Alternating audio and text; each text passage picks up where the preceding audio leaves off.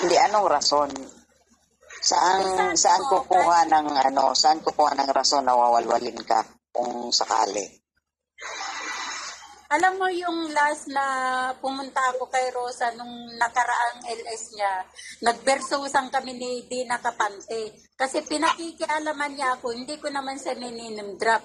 Tapos sasabihin niya ako, kulubot ka, ikaw nga wala kang muka.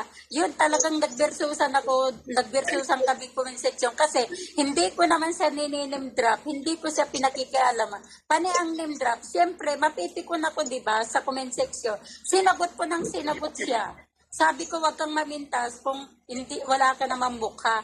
Peke ka na nga, yung pangalan mo, kapiki-pikihan pa, pati avatar mo. Ayun, sinagot ko talaga. Sabi ko, matanda ka ng ulyanin ka na, magdamag ka, kaya ka nga binabas ni Pinoy Troll eh. Sabi kasi alam mo nga, si Dina Kapante, ano yan, walang buhay yan. Iyan ang miserable ng isang tao. Iti-twist niya kung ano yung sinabi mo. Tapos, pag nakomprenta siya, na-correct siya, meron siyang palusot. Kasi ano yan eh, ano ni Idiot yan eh, number 1 fan ni Idiot. In love na in love kay Idiot yan.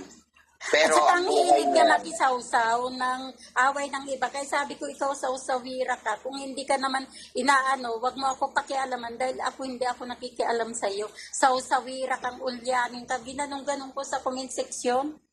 bobo kasi yan, si Dina Kapante. Bobo yan, mahina ang comprehension yan. Kaya huwag niyong bigyan ng pansin yan. Bobo yan.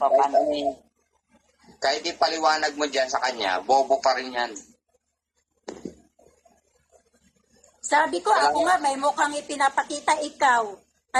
Walwal ka ng walwal sa comment section, wala kang mukha, kaya wala kang karapatan na magsabi ng kulubot ako. Tapos sabi naman, Ate Lily, dalawa na tayo. Nga, dalawa na kami sinasabihan na kulubot. Samantala, yung mga namiminta sa amin, mga wala naman mukha.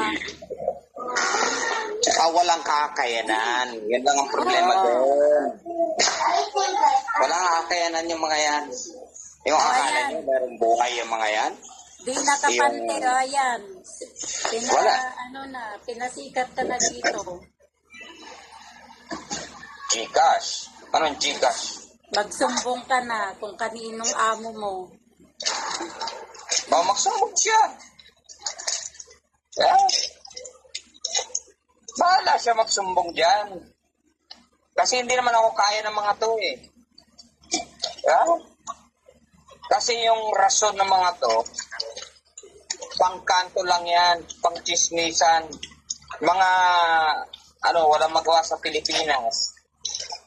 Umaasa na lang sa mga kanilang pamilya na mapakain sila. Yun lang yan. Karamihan dito, yung mga damage na yan, walang buhay yan. Mga tambay.